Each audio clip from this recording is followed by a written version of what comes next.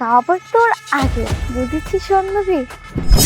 কি স্যার আপনার স্ত্রী ধান্দা করে? কি ব্যাপার, এই কথাটা কি আমাকে বললো? আরে ওই, তুমি ওখানে কি করছো? এদিকে আসো। হ্যাঁ দাঁড়াও, আসতেছি। জান, সামনে আমার একটা কলিগের বাসা, আমি একটু তার সাথে দেখা করে বাসা আসতেছি, তুমি একটু কষ্ট করে বাসে যাও। আরে কি বলছো তুমি? তোমার মাথা ঠিক আছে? তুমি আমাকে বলেছো শপিং এ নিয়ে যাবে, আমি সুন্দর করে সাজগোজ করে রেডি হয়ে তোমার সাথে যাচ্ছি, আর তুমি এখন বলছো তুমি তোমার কলিগের বাসায় যাবে? না, তুমি এখন আমাকে শপিং এ নিয়ে যাবে। আরে বাবা, রাগ করতেছো কেন? আমি তোমাকে কথা দিচ্ছি, আমি বাসায় গিয়ে তোমাকে শপিং এ নিয়ে যাবো। মনে থাকবে তো? হ্যাঁ, 100 বার মনে থাকবে। আজকে যদি মিস হয় তাহলে তোমার কপালে আর ভাত লেখা থাকবে না। আচ্ছা ঠিক আছে, যাও, কিন্তু তাড়াতাড়ি আসবে। অবশ্যই অবশ্যই, তুমি যাও। আচ্ছা ঠিক আছে, সাবধানে যেও।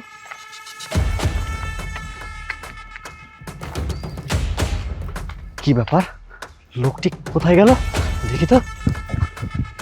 শুনুন শুনুন শুনুন বলতেছি। আমাকে ডাকছেন? হ্যাঁ, কেন? আপনার পিছনে আপনি কি লিখেছেন? স্যার আপনার স্ত্রী ধান্দা করে মানে এই কথাটা আপনি কাকে মিন করছেন?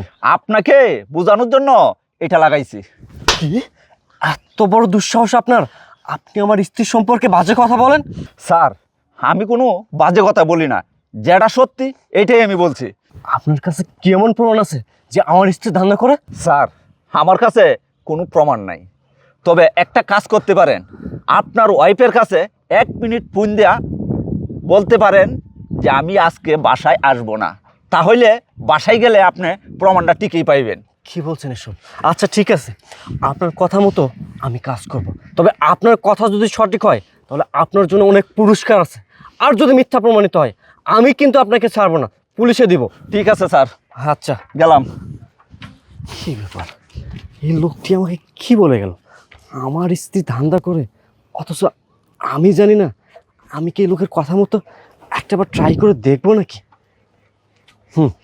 তাই করব। এখন আমার স্ত্রীকে ফোন দিব, দিয়ে বলবো বাসে আমি যাব, তবে রাত হবে।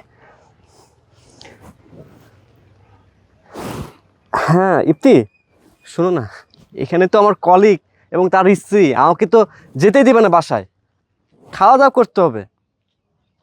বাবা রাগ করতেছো কেন? আমি তো যাব, তবে বাট সময় লাগবে, হয়তো সন্ধ্যা লেগে যাবে। হ্যাঁ হ্যাঁ হ্যাঁ, শপিং হ্যাঁ করাবো করাবো অবশ্যই। আচ্ছা বাবা, আচ্ছা ঠিক আছে, লাভ ইউ। এখন আমি বাসায় যাব, গিয়ে ট্রাই করে দেখব আসলে এই লোকটি সঠিক না মিথ্যা। যাই। তো সার্ভিসটা না সেই লাগছে, তুই তো আসলে অনেক হট। সার্ভিসই হবে না আবার? শোন, আমি না অনেক খুশি হয়েছি, এই পুরো বান্ডিলটাই তোর বকশিস সহ। তাই আমি অনেক খুশি হয়েছি যে তুই আমাকে এতগুলো টাকা দিয়েছিস। তাহলে বাহ বাহ বাহ বাহ। তুমি এত তাড়াতাড়ি? তুমি না বলেছিলে সন্ধ্যায় আসবে?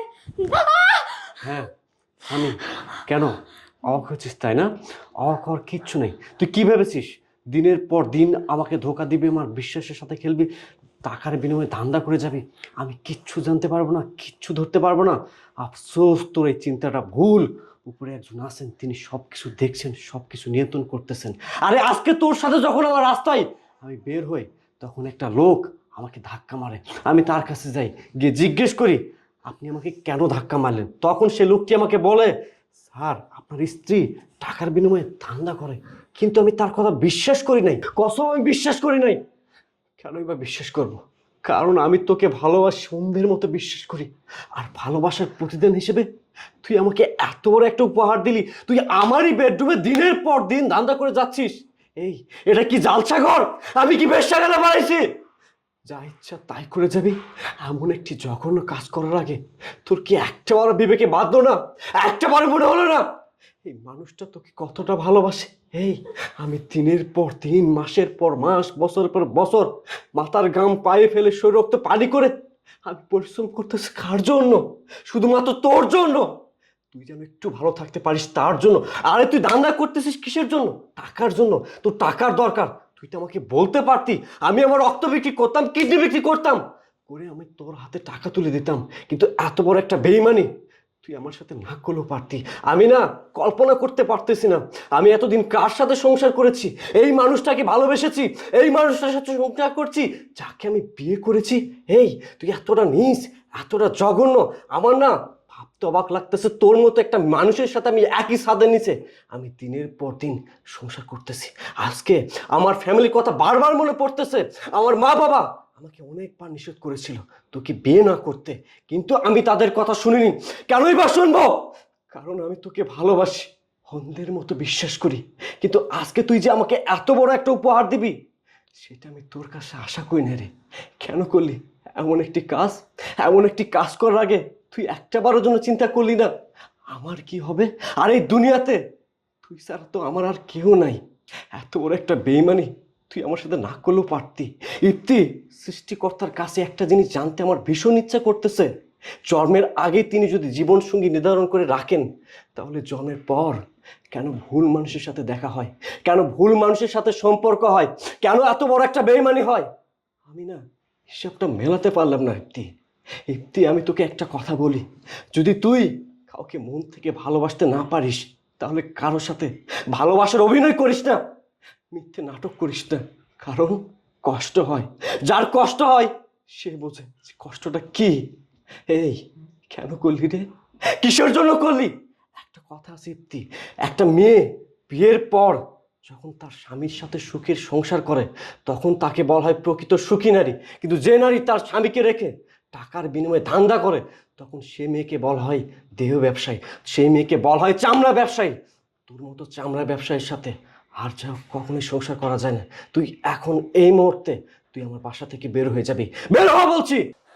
আশরাফ, আমি তোমাকে ওয়াদা করছি এরকম ভুল আর আমার কখনো হবে না। বাস। আমাকে তুমি ক্ষমা করে দাও। তৃপ্তি, আর একটাও তুই কথা বলবি না।